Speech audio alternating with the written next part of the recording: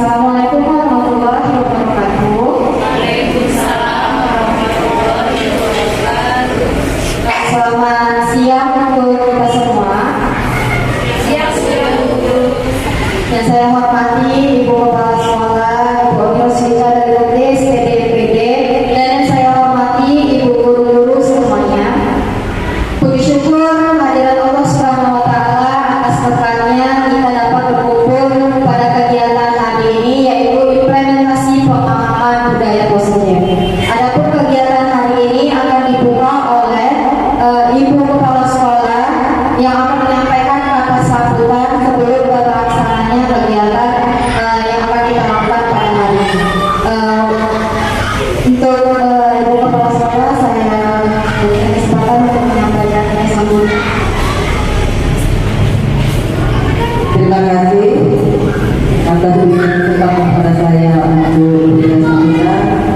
Terlebih dahulu saya menyatakan Assalamualaikum warahmatullahi wabarakatuh. Waalaikumsalam warahmatullahi wabarakatuh. Selamat siang dan salam sejahtera untuk kita semua. Yang saya hormati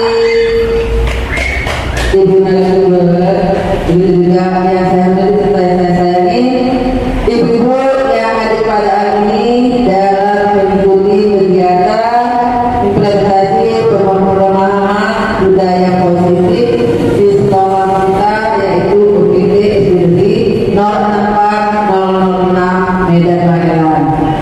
Terlebih dahulu kita mengucapkan syukur alhamdulillah karena Allah SWT yang pada hari ini kita diberikan nikmat kesehatan, nikmat keluarga, dan kita dapat beraktivitas pada hari ini.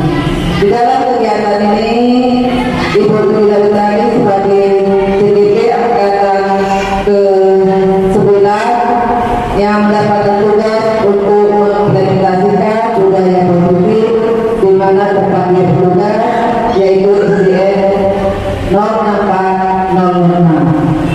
Apapun yang disampaikan oleh Ibu Tujuh tadi berdasarkan keadaan yang sebenarnya yang terdapat di sekolah kita ini. Jadi ibu-ibu yang ada pada hari ini mungkin akan dapat mengikuti kegiatan ini dan memahami apa yang disampaikan. Mungkin nanti di sesi lain ada tanya jawab. Semoga apa yang disampaikan Ibu Tujuh tadi ini ya untuk berikutnya ini akan menjadi acuan kita ke depannya bagaimana nanti untuk dapat kita memperbaiki lebih baik lagi budaya positif yang ada di sekolah kita ini. Untuk selanjutnya saya persilakan untuk Ibu Tujuh untuk menyampaikannya dan saya akhiri dengan wabillahi taufiq saya. Assalamualaikum warahmatullahi wabarakatuh. Waalaikumsalam warahmatullahi wabarakatuh. Terima kasih untuk Ibu Kepala Sekolah atas nama sambutan yang akan dibuka pada kegiatan kita hari ini.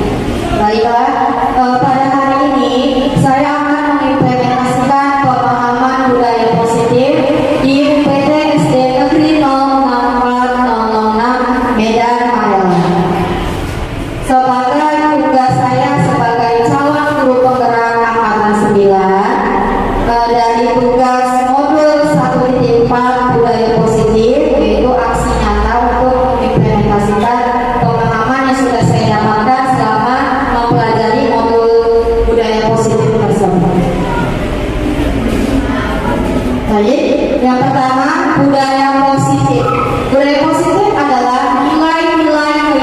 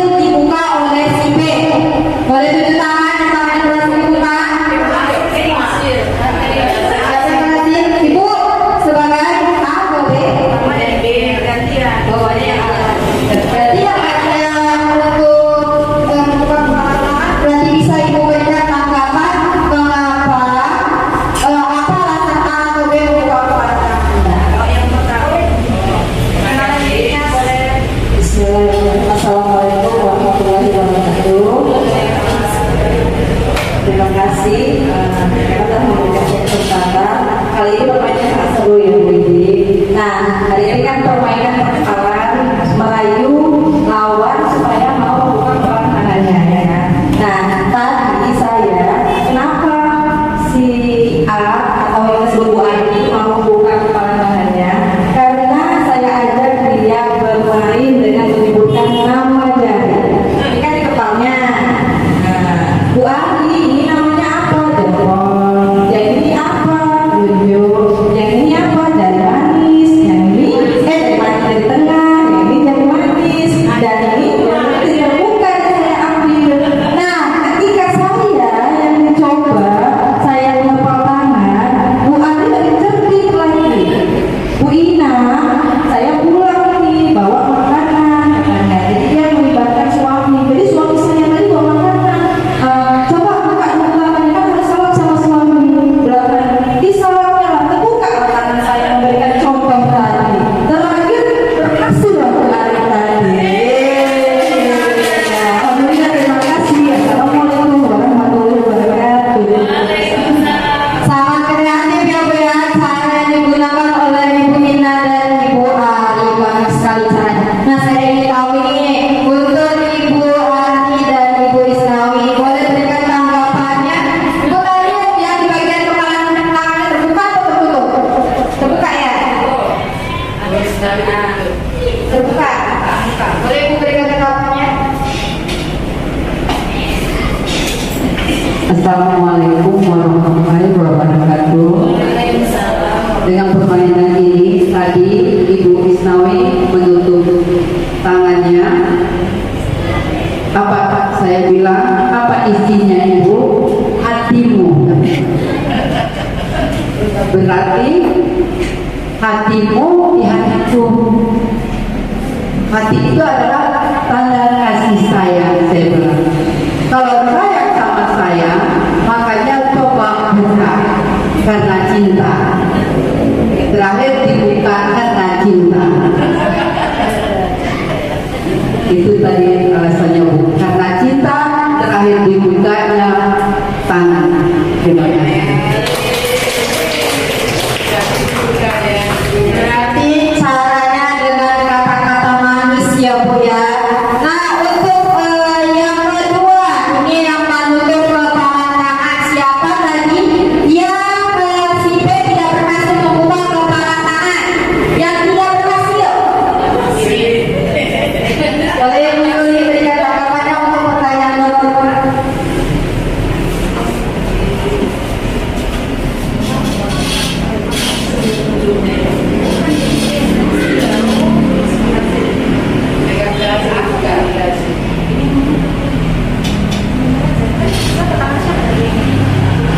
Iya. Kenapa nggak bisa dibuka tangannya? Dokter jangan saya. Oke, terima kasih kepada Ibu Didi untuk kesempatannya. Kenapa kepalan tangannya nggak terbuka? Karena Bu Risbe kurang ini layunya kurang pas. Dia akan memberikan sesuatu yang bisa meyakinkan saya untuk membuka kepala tangan saya. Gitu.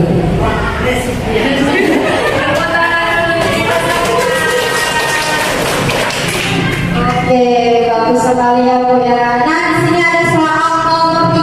Kita baca. Dalam kegiatan ini sesungguhnya siapa yang memegang kendali atau kontrol untuk membuka atau menutup kepala tangan? Siapa? Diri sendiri. Nah, dari permainan ini tujuan dan maknanya adalah tentang kontrol diri. Jadi bagaimana diri kita mengontrol yang ada di dalam diri kita agar orang lain tidak apa? Atau kita tidak terpengaruh oleh orang lain. Seperti tadi bujukannya, rayuannya, cara-cara manisnya ya Bu ya. Nah, itu jadi makna dari permainan ini adalah kontrol diri. Jadi yang bisa mengontrol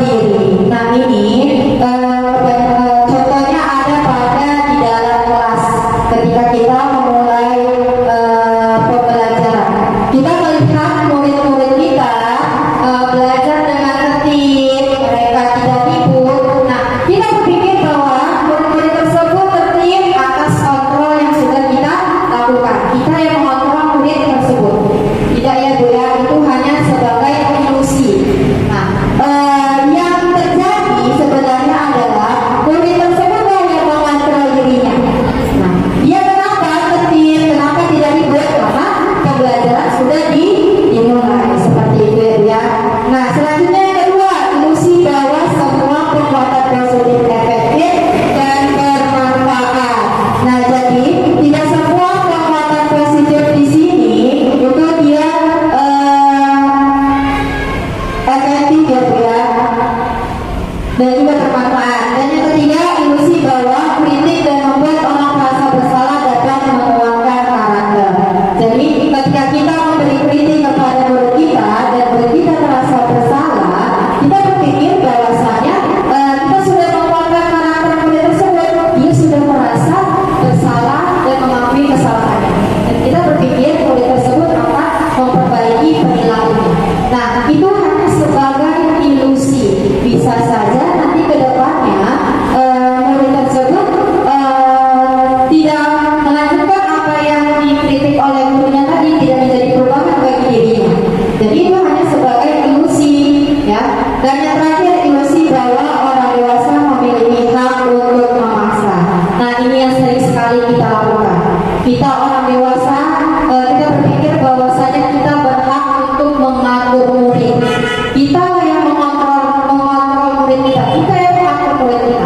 Itu hanya sebagai ilusi. Jadi yang bisa mengatur murid adalah murid itu sendiri. Jadi kalau misalnya kita mau mengatur murid, kamu harus ini, kamu harus itu. Kalau murid tersebut tidak mau, nah berarti kita gagal, kita nggak bisa mengatur murid. Nah, itulah yang dikatakan murid yang bisa mengontrol dirinya sendiri.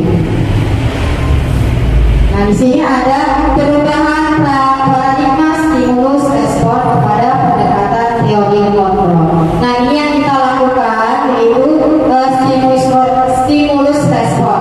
Maka yang akan kita rubah perubahan paradigma itu, kita mengubah diri kita menjadi ke teori kontrol.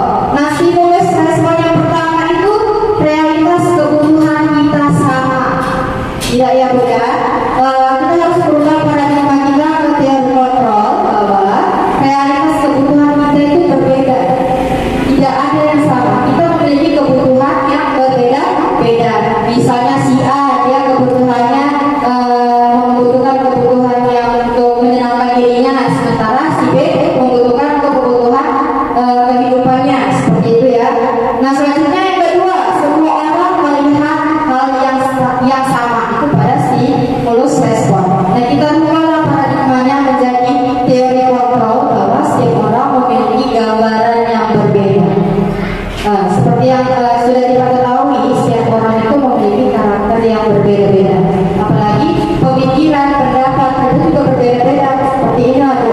Setiap orang memiliki gambar yang berbeda-beda terhadap suatu hal. Jadi tidak bisa disamaratakan. Nah, seperti itu. Selanjutnya, stimulus respon pada kita mencoba mengubah orang agar berpendapat sama dengan kita. Nah, itu harus kita tinggalkan. Beralihlah kita ke teori kontrol. Kita berusaha memahami pandangan orang lain tentang dunia. Jadi jangan kita coba untuk mengubah orang agar orang tersebut berpandangan sama dengan kita. Tidak bisa. Jadi kita harus menghargai, harus memahami apa pandangan dia. Oke, selanjutnya stimulus respon pada perilaku buruk dilihat sebagai suatu kesalahan.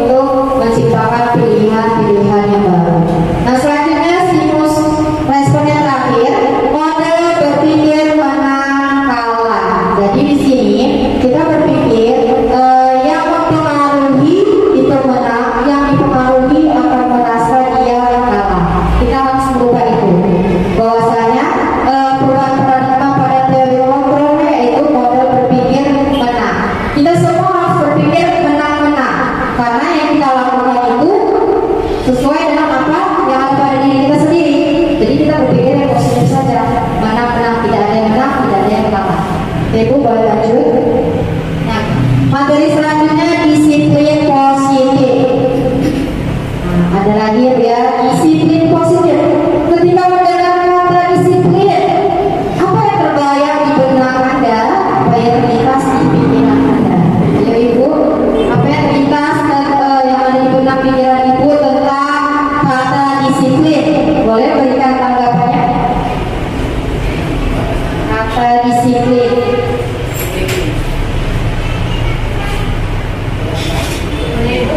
Oke, tulis B.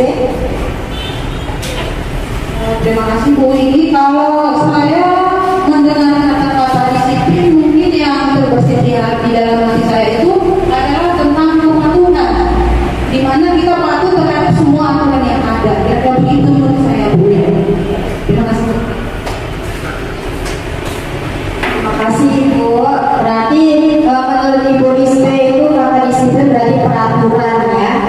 Dan lagi ibu-ibu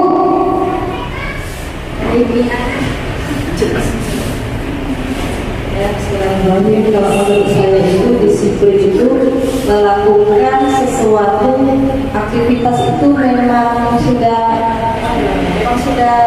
biasanya makan siang jam 1 ya harus makan siang jam 1 jam telat ya kan, jangan sampai kita saat mengerjakan sesuatu. Nah, malam kita udah buat rencana kan, malam jam 9 gitu ya harus itu jam 9. Nah, seperti itu. terima kasih Ibu Ina. Berarti sama dengan Ibu Rispe juga ya. Disiplin bahwasanya itu taat aturan, peraturan ya. Oke, boleh dilanjut. Nah, di sini dia penjelasan disiplin positif. Kebanyakan orang akan menghubungkan kata disiplin dengan kata tertib, teratur, dan kepatuhan pada peraturan yang seperti dikatakan oleh Ibu Rispe dan Ibu Ina tadi ya Bu ya. Nah, kata disiplin sering dihubungkan dengan hukuman. Nah, kalau anak tadi tidak disiplin, kita hukum seperti itu ya Bu ya. Padahal itu sungguh berbeda karena belajar tentang disiplin positif tidak harus dengan memberi hukuman. Justru itu adalah salah satu alternatif terakhir dan kalau perlu tidak digunakan sama sekali.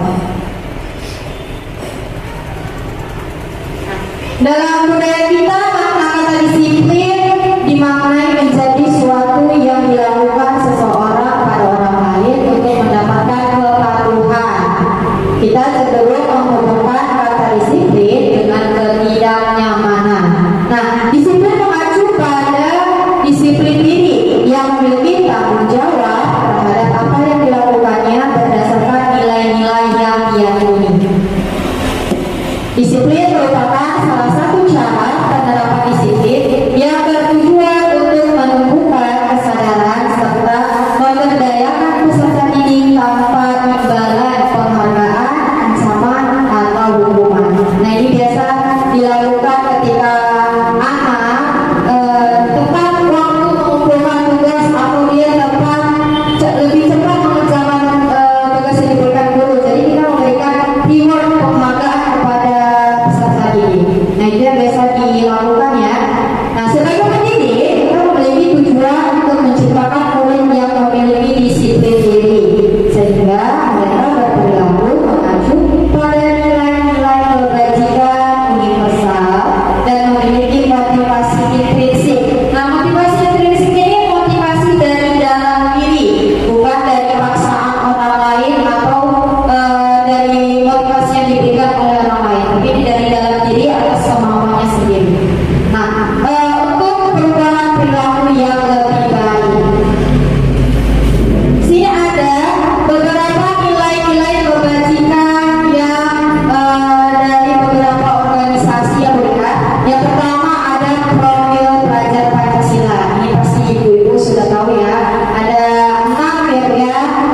Beriman, bertakwa kepada Tuhan yang Maha Esa dan berakhlak mulia, mandiri, bernalar kritis, berkebinekaan global, bergotong royong, dan kreatif.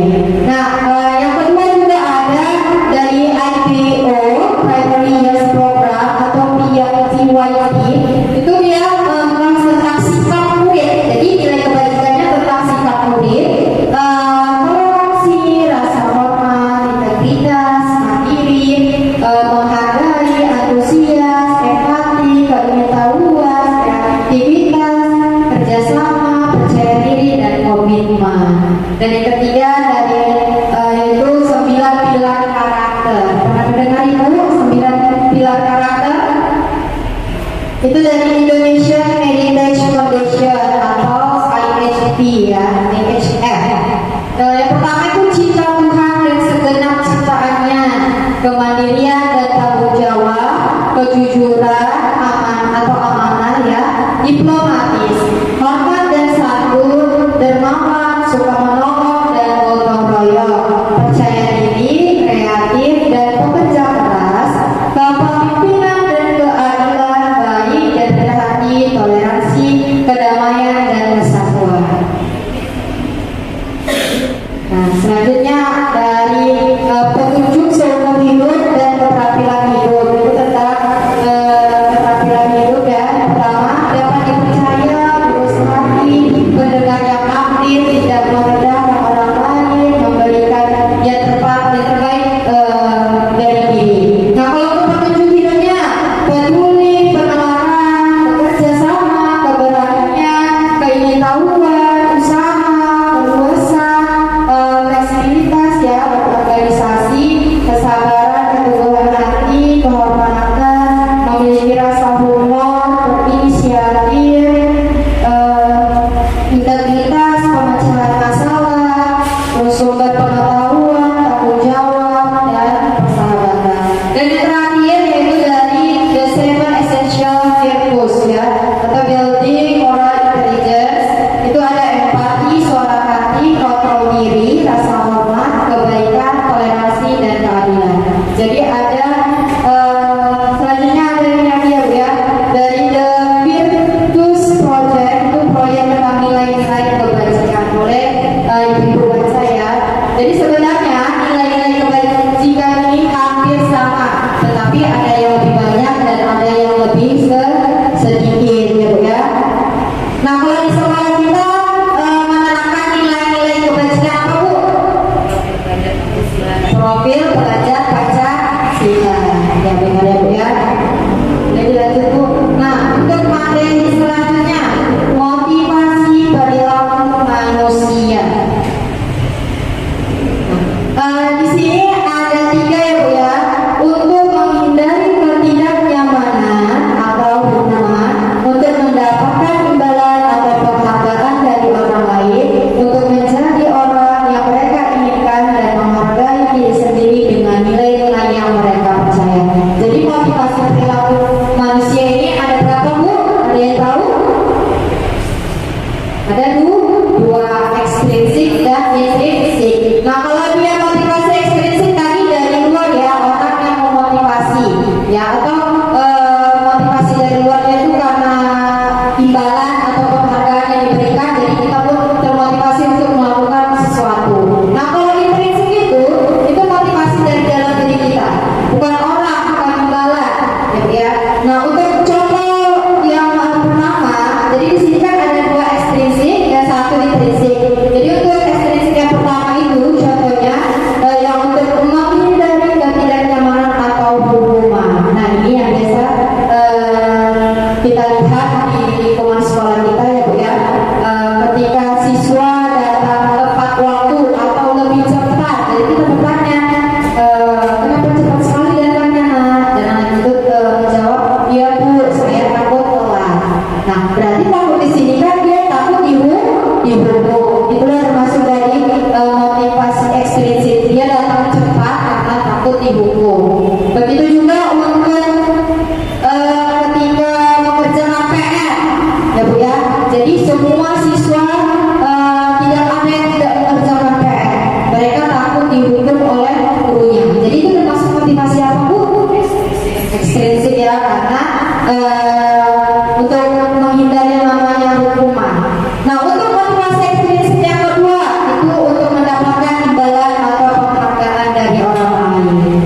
Nah, ini yang biasa nih sering kita lakukan di dalam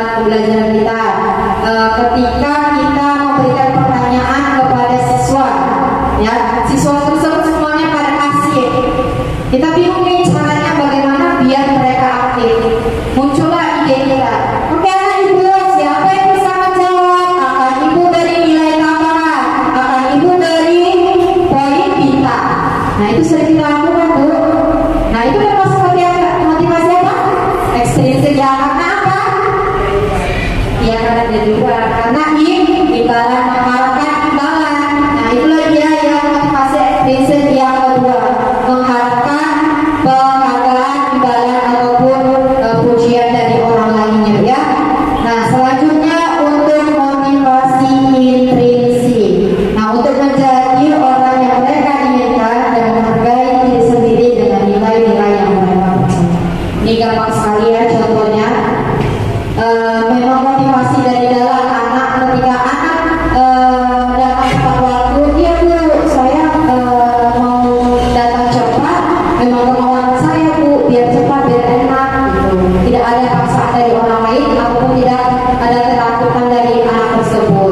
Dan juga contohnya dari guru ya, ketika guru datang lebih cepat, datang tepat waktu ya, katakan datang tepat waktu ke sekolah, si guru ini dia motivasi dari dirinya sendiri. Dia ingin menjadi guru yang teladan, yang bisa menjadi contoh yang terbaik untuk muridnya. Seperti itu ya. Nah di sini ada pertanyaan, ada 3 pertanyaan ya. Sebagai seorang guru saat hadir di sekolah tepat waktu, motivasi apakah yang mendasari tindakan guru tersebut? Nah yang pertama, apakah datang tepat waktu karena tidak ingin ditegur oleh atasan dan kemudian mendapat surat peringatan? Kira-kira motivasi apa bu? Dan yang kedua, guru ini mendapatkan pujian dari atasan dan mendapat penghargaan sebagai karyawan atau guru berprestasi. Yang ketiga, apakah menjadi orang yang menghargai waktu, menghargai diri sendiri sebagai teladan bagi murid-murid karena percaya bahwa tindakan tersebut akan dicontoh oleh murid-muridnya. Atau dari contoh yang di atas ini tadi, atau tiga-tiga bersatu. Dia dari dalam dirinya, ya kan? Dia tidak tegur, terus juga dia mendapatkan pujian. Itu tiga-tiga masuk. Atau memang yang ketiga saja? Atau dia tidak ditegur kepala sekolahnya datang lebih cepat, sampai kali pun ditegur terus, ya. Atau yang mana ini bu? Yang ketiga ya, itu yang terbaik. Tapi tetap aja namanya orang pasti ada yang pilihannya. Kadang di kesulitan itu bukan kita biasa lah ibu. Misalnya ibu seperti yang datang, selamat pagi ibu, apa kabar? Aku ibu, nggak ada itu kan itu juga kesapaan. Selamat pagi ibu. Juga ada Saling sapa ya bu ya. motivasi. Nah yang pertama ini tadi, apakah datang tepat waktu karena tidak ingin ditegur oleh atasan dan kemudian mendapat surat peringatan? Ini termasuk motivasi apa ini bu? Ekstrinsik. Ya tadi ya, menghindari ketidaknyamanan. Dia tidak nyaman karena ditegur ya. Yang kedua yang tadi, guru ingin mendapatkan pujian dari atasan dan mendapat penghargaan sebagai karyawan atau guru berprestasi. Motivasi ekstrinsik ya, akan mendapatkan apa? Imbalan ya, pujian, nah, seperti itu. Nah kalau yang ketiga yang tadi, intrinsik dari dalam dirinya sendiri ya. Manakah motivasi yang paling kuat mendasari tindakan Anda, atau bahkan kombinasi dari dua motivasi atau bahkan ketiga-tiganya? Ini tadi sudah kita bahas ya. Dihukum oleh penghargaan. Artikel punished by Rewards tahun 1963, wawancara The ASCD Annual Conference Maret 1965 mengungkapkan baik penghargaan maupun hukuman adalah cara-cara mengontrol perilaku seseorang yang menghancurkan potensi untuk pembelajaran yang sesungguhnya. Menurut Paul, secara ideal tindakan belajar itu sendiri adalah penghargaan sesungguhnya. Jadi yang menjadi penghargaan sesungguhnya yang bagaimana bu? Dari diri sendiri. Itulah penghargaan yang sebenarnya, bukan penghargaan dari orang. Gitu ya. Nah ini dia ada 8 ya bu ya, pengaruh dari penghargaan.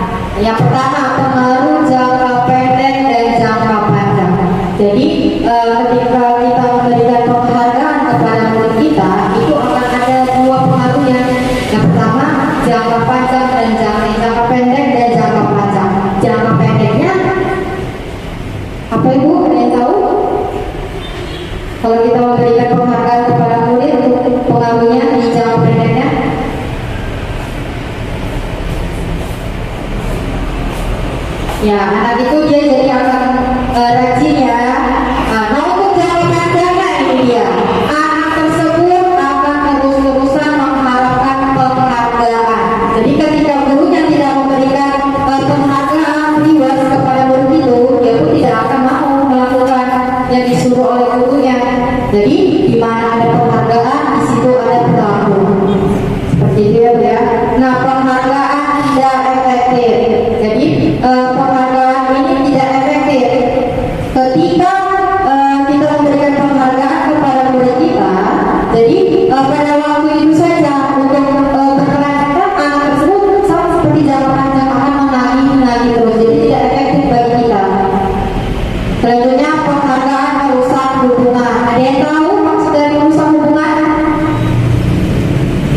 Masa dia dikasih ini, saya dikasih ini. Ya, jadinya berantem ya, merusak hubungan antar pertemanan. Jadilah murid tersebut tidak berteman karena dia iri-iri kepada temannya yang lain seperti itu. Penghargaan mengurangi ketepatan. Ini contohnya seperti guru memberikan tugas kepada murid dan guru mengatakan siapa yang lebih cepat akan dikasih penghargaan atau dikasih bintang. Nah, murid tersebut yang ada jadi mengerjakan tugasnya tidak tepat, asal salah dia apa? Karena yang dibilang gurunya tadi siapa yang lebih cepat, bukan siapa yang lebih tepat, ya Bu ya. Jadi itu.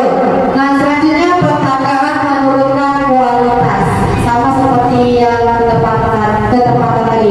Jadi penghargaan ini menurunkan kualitas murid yang tadi pintar, yang tadi kreatif. Jadi karena dibilang sama gurunya siapa yang lebih cepat ibu kasih reward, jadi murid tadi menurunkan kualitas pintar tadi cepat dia mengerjakan, mungkin ketinggalan dari temannya yang lain.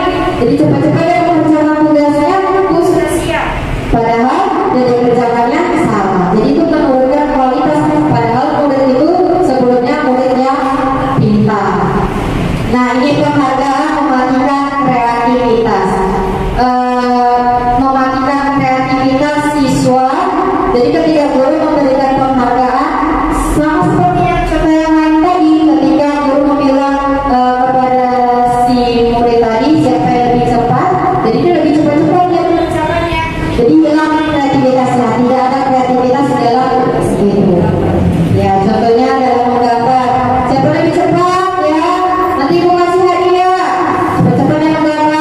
Nah, jadi terakhir gambarannya salah. Ini penghargaan menghukum, ya Bu ya. Jadi anak akan merasa terhukum ketika dia tidak mendapatkan penghargaan. Dia melihat temannya yang lain mendapatkan penghargaan sementara dia tidak dapat, tetapi dia ingin, dia sudah berusaha tetapi tidak bisa. Nah, jadi dia merasa terhukum karena tidak mendapatkan penghargaan tersebut. Nah, motivasi dari dalam diri, intrinsik. Kenapa bisa ada dia masuk ke dalam pengaruh? Karena ketika contohnya untuk anak kelas 1 ya, dia sudah bisa membaca atas kemauannya sendiri, sudah selesai, sudah bisa membaca, terus datanglah gurunya, wah hebat sekali, nanti ibu kasih hadiah. Nah, buyar semuanya Bu. Jadi tidak alami lagi, anak itu nantinya akan mengharapkan imbalan dari gurunya, tidak ada motivasi dari dalam dirinya lagi. Seperti itu. Nah, ada 3 ya, hukuman, konsekuensi, dan restitusi.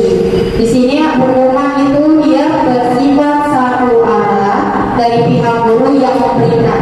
Jadi hukuman ini guru yang biasanya memberikan ya, bukan murid ya Bu ya. Dan yang kedua, tidak melalui suatu kesepakatan. Jadi di situ anak berbuat kesalahan, di situ kita langsung menghukumnya tiba-tiba, secara tiba-tiba.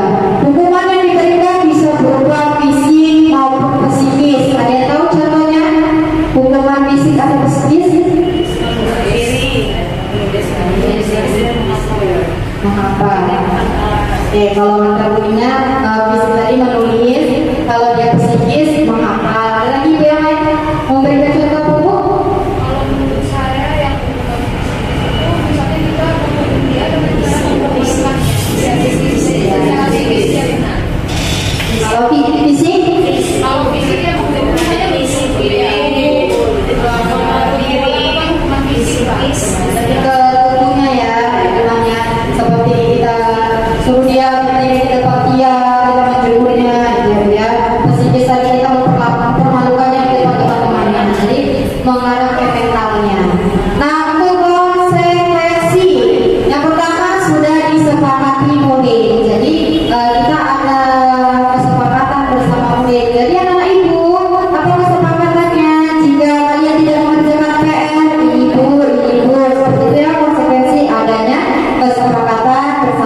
murid. Yang kedua, murid tidak nyaman untuk jangka waktu pendek. Ya. Yang terakhir, berdasarkan suatu data yang umumnya dapat diukur. Selanjutnya, restitusi. Adakah ibu-ibu yang pernah mendengar kata restitusi? Oke, nanti akan kita bahas di materi selanjutnya. Restitusi ini yang pertama bukan untuk menembus kesalahan, namun untuk belajar dari kesalahan. Jadi bukan kita suruh murid tersebut, kamu sudah berbuat salah, jadi kamu harus seperti ini. Ya. Tetapi kita memberikan murid itu untuk dia belajar dari kesalahannya, apa yang harus dilakukannya dari kesalahan tersebut. Seperti itu ya. Dan yang kedua, memperbaiki hubungan. Yang ketiga, menuntut untuk melihat ke dalam diri, ya, menuntut untuk melihat ke dalam dirinya apa yang harus diperbaiki, dan juga fokus pada solusi apa yang akan dilakukannya. Yang terakhir, memberikan murid yang berbuat salah pada kelompoknya. Kelompoknya ini itu adalah yang lebih baik, ya. Nah, di sini ada lagi untuk hukuman, konsekuensi, dan restitusi. Jadi, kalau hukuman itu termasuk ke dalam identitas yang gagal, ya Bu ya. Dan yang termasuk ke dalam identitas sukses itu, ya, konsekuensi dan restitusi itu termasuk ke dalam disiplin. Nah, hukuman yang pertama ini adalah murid atau anak belajar menyembunyikan kesalahan. Sedangkan di konsekuensinya murid belajar taat peraturan. Jadi di hukumannya dia belajar menyembunyikan kesalahannya, bagaimana biar dia tidak dihukum. Nah, kalau di konsekuensi tadi kan taat peraturan, bagaimana sih dengan konsekuensi ini murid tadi dia menjadi taat akan peraturan. Nah, pada restitusi murid belajar memecahkan masalah. Jadi dari kesalahan yang diperbuatnya, muridlah yang memecahkan masalahnya, apa yang harus dilakukannya untuk memperbaiki hal tersebut. Nah, yang kedua, mencoba mengontrol anak dengan perbuatan negatif, membayar impas kesalahannya. Seperti yang tadi itu ya, kita menghukumnya dengan berdiri di lapangan panas-panas, gitu ya. Nah, pada konsekuensi, mencoba mengontrol anak dengan perbuatan positif. Di restitusi, anak paham bahwa dirinya sendiri yang pegang kendali kontrol. Yang ketiga, hukumannya yaitu dampak pada murid marah, merasa bersalah, rendah diri, mengasihkan diri. Jadi ketika dia mendapatkan hukuman, dia akan merasa marah, terus juga dia merasa bersalah, terus dia merasa dirinya itu seperti rendah, gitu ya.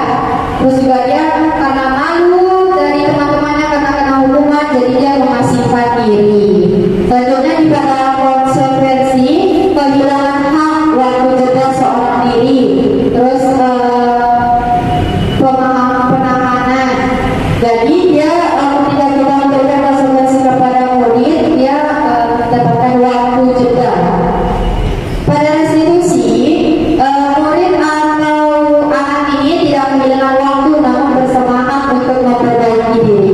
Jadi di restitusi ini kan tidak ada yang namanya hukuman, tidak kita suruh anak ini harus karena tidak pernah melakukan kesalahan kan harus ini. Kan pada restitusi tidak dilakukan seperti itu. Jadi tidak adanya kehilangan waktu, sementara pada konsekuensi dan hukuman ada yang harus dilakukan murid tersebut pada waktu itu juga. Hukuman tiba-tiba tidak diharapkan atau sangat melukai. Sudah pasti ya, hukuman itu sangat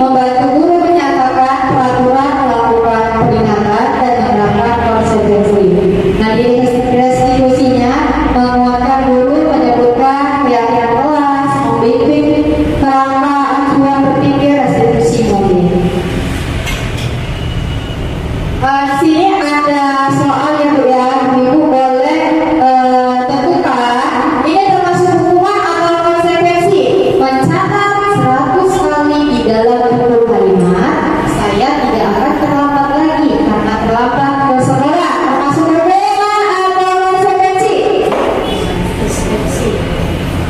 Ayo apa Bu? Hukuman. Termasuk hukuman. Mari kita lihat jawabannya.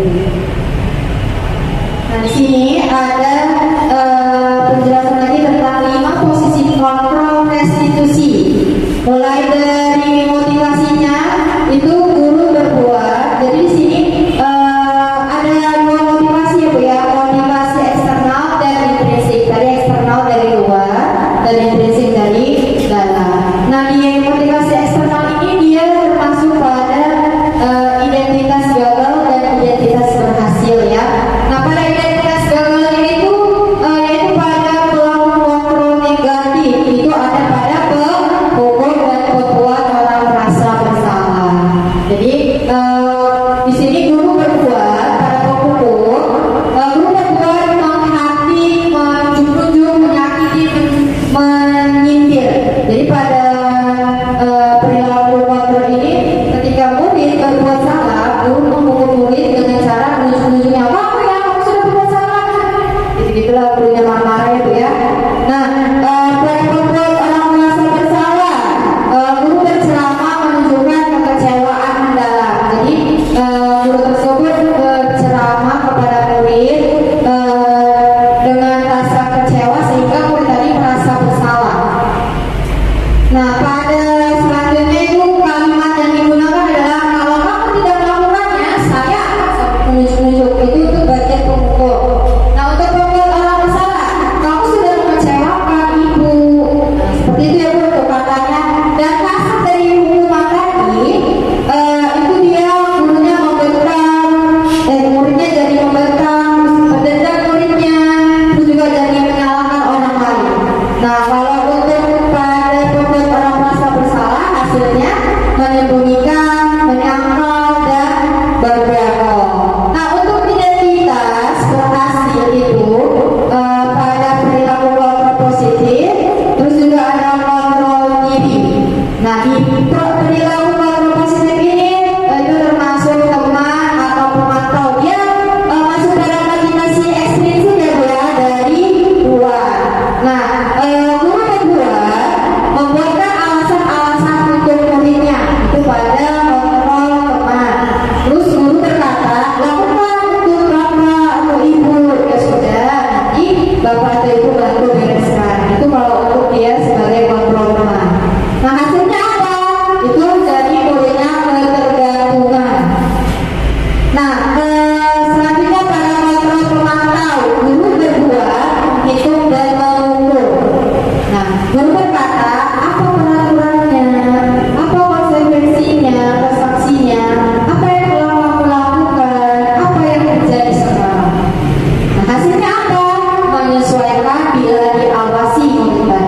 Nah, inilah dia yang saya katakan tadi, posisi kontrol yang paling baik, yaitu kontrol diri pada manajer.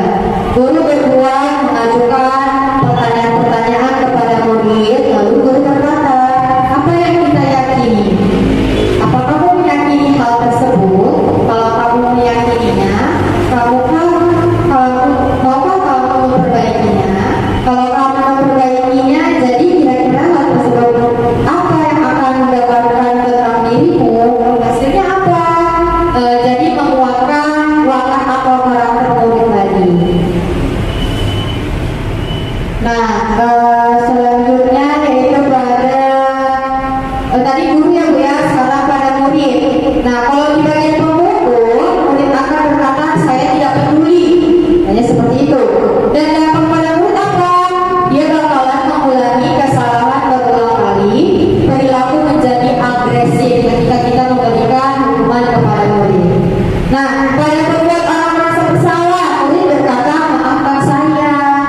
Dampak pada murid rendah diri, murid akan menjadi rendah diri, merasa gagal dan tidak berharga. Nah, untuk pada posisi kontrol teman, murid akan menjawab saya pikir bapak teman saya. Begitu. Dampaknya pada murid apa? Murid jadi tergantung, tidak mandiri dan tidak bisa memutuskan. Nah, untuk para pemantau, murid berkata saya akan dapat berapa infak kalau melakukan hal tersebut. Jika sudah melakukan hal tersebut, saya akan mendapatkan apa? Nah, dapatnya yaitu menitik beratkan pada dampak pada diri sendiri, mendapatkan hadiah atau mendapatkan hukuman.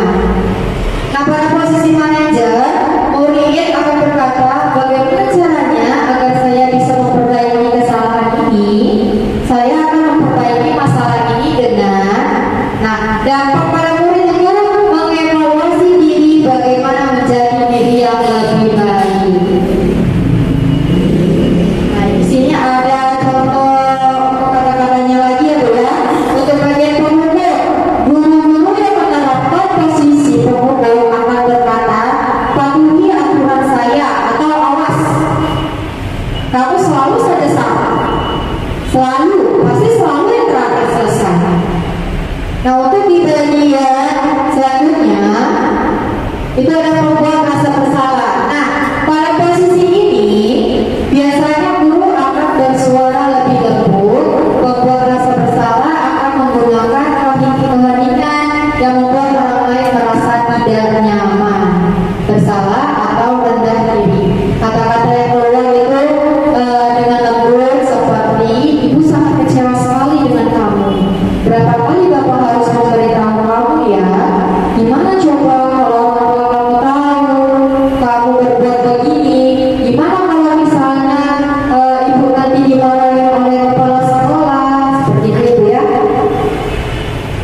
Nah, untuk posisi teman, guru di posisi teman menggunakan hubungan baik dan humor untuk mempengaruhi seseorang.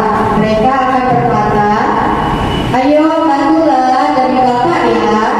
Ayo ingat tidak bantuan bapak selama ini. Ya sudah, kali ini tidak apa-apa, nanti ibu bantu bereskan. Nah, para pemantau berarti mengawasi. Posisi pemantau berdasarkan pada peraturan dan konsekuensi. Dengan menggunakan konsekuensi, kita dapat memisahkan hubungan pribadi kita dengan murid. Sebagai seseorang yang menjalankan posisi pemantau, pertanyaan yang diajukan yaitu peraturannya apa? Apa yang telah kamu lakukan? Konsekuensinya apa? Seperti itu. Nah, ini untuk di posisi manajer. Di sini penekanan bukan pada kemampuan membuat konsekuensi, namun dapat berkolaborasi dengan murid bagaimana memperbaiki kesalahan yang ada. Seorang manajer akan berkata, apa yang kita yakini kembali ke keyakinan kelas. Nanti di sini keyakinan kelas akan saya berikan contoh video pembuatan keyakinan kelas. Apakah kamu meyakininya? Jika kamu meyakininya, apakah kamu bersedia memperbaikinya? Jika kamu memperbaiki ini, hal ini menunjukkan apa tentang dirimu? Apa rencana kamu untuk memperbaiki hal ini?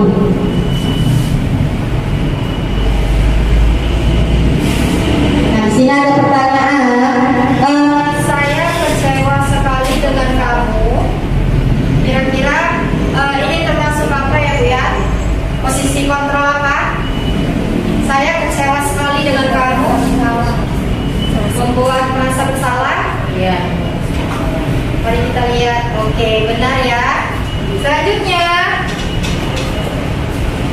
kamu tidak pernah benar melakukannya. Termasuk apa Bu? Kamu tidak pernah benar melakukannya. Memukul. Oke, memukul. Selanjutnya, ayolah lakukan demi ibu bapak. Teman. Coba kita lihat. Oke, benar. Selanjutnya, apakah kamu mau mendapatkan stiker bintang hari ini?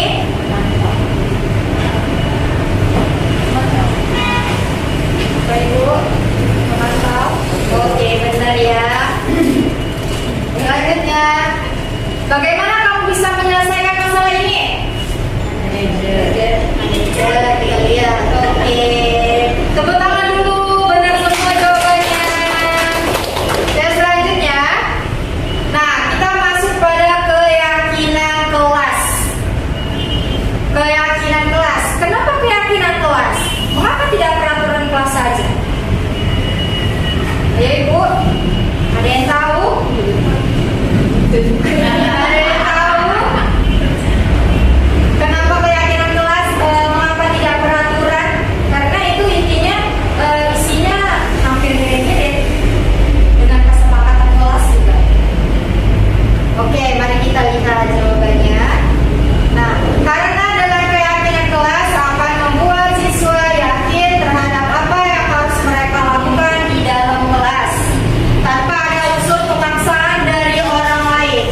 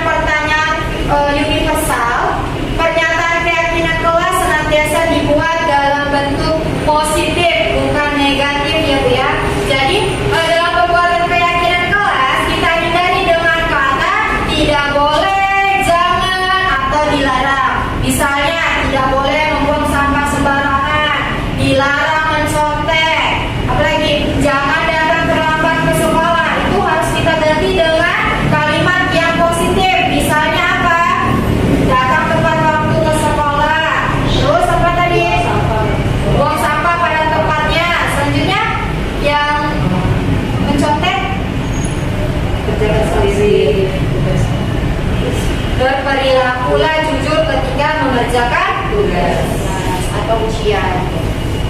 Nah, keyakinan kelas tidak terlalu banyak sehingga mudah diingat dan dipahami oleh semua warga kelas. Gak usah sampai 20, 30, 10, tidak usah ditiap-tiap. Intinya saja yang bisa mudah dipahami oleh murid kita.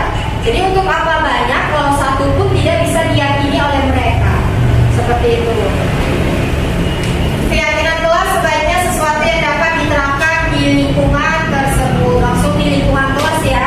Namanya juga keyakinan kelas. Nah, semua warga kelas hendaknya ikut berkontribusi dalam pembuatan keyakinan kelas lewat kegiatan curah pendapat. Nah, selanjutnya bersedia meninjau kembali keyakinan kelas dari waktu ke waktu. Nah, berikut contoh dari video pembentukan keyakinan kelas yang sudah saya buat.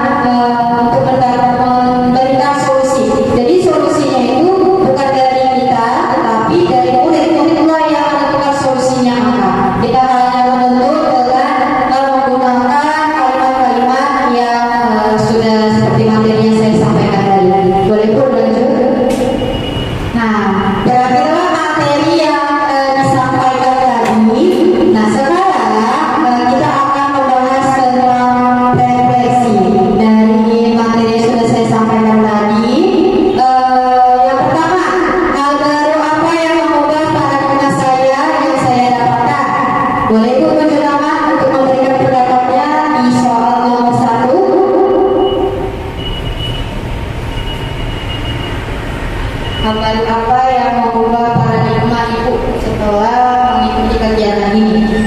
Ini Bina.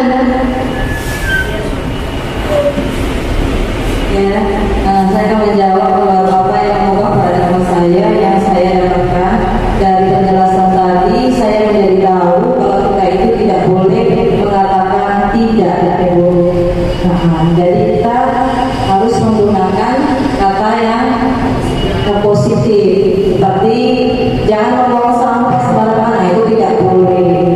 Katakan yang lebih positif lagi, buanglah sampah pada tempatnya, seperti itu. Dan saya akan merubah cara menghubung siswa juga dengan yang lebih positif, tidak dengan berulang, tapi dengan memberi yang positif seperti menulis supaya tulisan sambung, jadi tulisannya menjadi lebih baik lagi, seperti itu. Terima kasih. Terima kasih Bu Ina.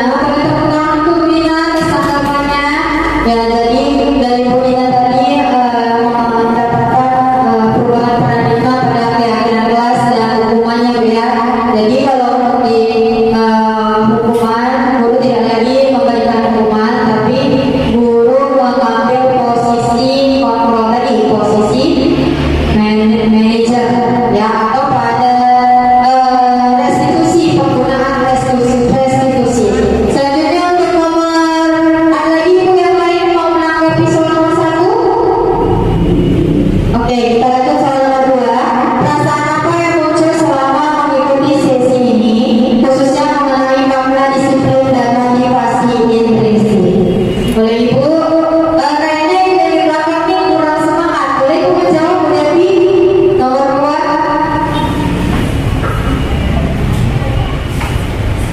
Terima kasih Tuhan Bu Lili. Di sini saya menjawab soal nomor 2. Perasaan apa yang muncul selama saya mengikuti sesi ini, khususnya mengenai makna disiplin dan motivasi intrinsik? Saya merasa senang ya, karena saya banyak menemukan hal baru tentang disiplin dan motivasi intrinsik. Dan itu jawaban dari saya. Terima kasih. Bu, terima kasih. Tepuk tangan untuk Ibu Devi atas tanggapannya. Berarti Ibu Devi perasaannya senang ya Bu ya, karena mendapatkan pengalaman dan pengetahuan yang baru.